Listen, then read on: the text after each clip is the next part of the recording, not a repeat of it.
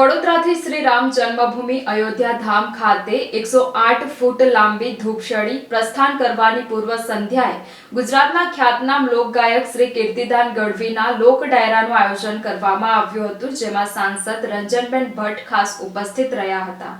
22 જાન્યુઆરી 2024ના રોજ મર્યાદા પુરુષોત્તમ ભગવાન શ્રી રામને અયોધ્યા ધામમાં તેમના જન્મ સ્થળ પર ભવ્ય અને દિવ્ય મંદિરમાં બિરાજમાન થનારશે। આ ઐતિહાસિક અને આધ્યાત્મિક કાર્યક્રમમાં સહભાગી થવા માટે વડોદરા શહેરના ગોપાલક સમાજના આગેવાનો અને રામ ભક્તો દ્વારા 108 ફૂટ લાંબી ધૂપસળી અગરબત્તી બનાવવામાં આવી છે। તેને વડોદરાથી શ્રી રામ જન્મભૂમિ અયોધ્યા ધામ ખાતે પ્રસ્થાન કરવાની પૂર્વ સંધ્યાએ ગુજરાતના ખ્યાતનામ લોકગાયક શ્રી કીર્તિદાન ગઢવીના લોક ડાયરાનું આયોજન કરવામાં આવેલ હતું, જેમાં સાંસદ રંજનબેન ભટ્ટ, મેયર તથા ધારાસભ્ય અને મોટી સંખ્યામાં માલધારી સમાજના લોકો હાજર રહ્યા હતા।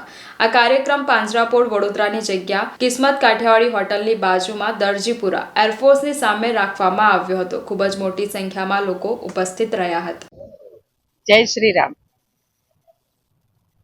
ભગવાન રામલલ્લા 22મી જાન્યુઆરીએ અયોધ્યા ખાતે નિજ મંદિરમાં આદરણીય પ્રધાનમંત્રી શ્રી નરેન્દ્રભાઈ મોદીજીના હસ્તે બિરાજમાન થવા જઈ રહ્યા છે। એના ભાગ સ્વરૂપે સંસ્કારી નગરી વડોદરામાં વિહાભાઈ ભરવાડ દ્વારા 108 ફૂટ લાંબી અને 3.5 ફૂટ પહોળી ધૂપસળી એટલે કે અગરબત્તી એમણે બનાવી છે, અને એ અગરબત્તીને આપણે અયોધ્યા ખાતે 31 તારીખ એટલે કે આવતીકાલે મોકલી રહ્યા છે। અને એના ભાગ સ્વરૂપે આગલા દિવસે એટલે કે અત્યારે આપણા ગુજરાતનું ગૌરવ અને ગુજરાતના કલાકાર અને ડાયરો જેમનો સાંભળવો દરેક ગુજરાતીઓને ગમે અને મેસેજ મળે કે ભાઈ કીર્તિદાનભાઈ ગઢવી આવી રહ્યા છે, એટલે સૌ કોઈને એવું થાય કે કીર્તિદાનભાઈને સાંભળવા જવું જ જોઈએ। અને એટલે આજે કાલે ધૂપસળીને આપણે અયોધ્યા મોકલી રહ્યા છે, એના આગલા દિવસે એટલે કે અત્યારે ડાયરો શરૂ થવા જઈ રહ્યો છે। ભગવાન રામલલ્લા બિરાજમાન થવાના છે।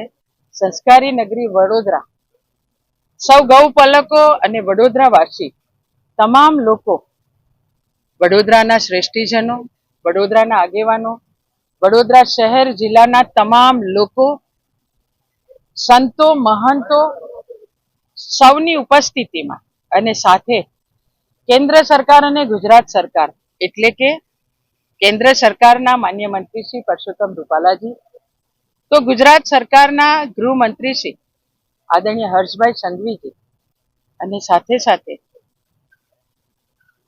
ઉપ અધ્યક્ષ આદરણીય જેઠાભાઈ ભરવાડ અને પ્રદેશના ભારતીય જનતા પાર્ટીના ઉપાધ્યક્ષ અને મધ્ય ગુજરાતના પ્રભારી આદરણીય ગોરધાનભાઈ ઝડપિયા, ગુજરાત વિધાનસભાના મુખ્ય દંડક અને આપણા જ વડોદરાનું ગૌરવ રાવપુરા વિધાનસભાના ધારાસભ્ય આદરણીય બાળકૃષ્ણભાઈ, વડોદરા શહેર જિલ્લાના તમામ ધારાસભ્યશ્રીઓ, માન્ય મેયરશ્રી, કોર્પોરેશનની ટીમ, સૌ કોર્પોરેટરો, દરેક સમાજ, આ તમામ લોકો આ 2 દિવસ વડોદરામાં ધૂપસળીને ભગવાન રામલલ્લા પાસે મોકલવા જઈ રહ્યા હતા, ત્યારે ખૂબ ઉત્સવપૂર્વક, ખૂબ ઉત્સાહથી, જાણે ઘરના આંગણે કંઈક લગ્ન પ્રસંગ કેમ ના આવ્યો હોય, રામલલ્લા વડોદરામાં બિરાજમાન થવા જઈ રહ્યા હોય એવા ભાવ સાથે સંસ્કારી નગરી આજે ડાયરો અને આવતીકાલે ધૂપસળીને અયોધ્યા મોકલવાના છે।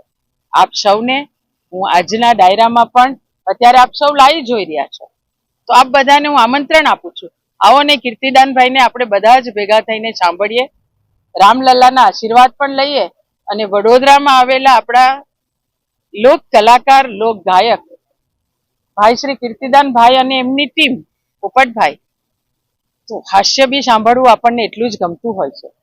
આવો આપણે બધા જ આજે એક મંચ પર બેસીને સંસ્કારી નગરી વડોદરા એક ભગવાન રામલલ્લાના ભક્તિભાવ સાથે આજે ડાયરો બી માણીએ અને આવતીકાલે આપણે આ અગરબત્તીને અયોધ્યા પણ મોકલીએ। જય શ્રી રામ।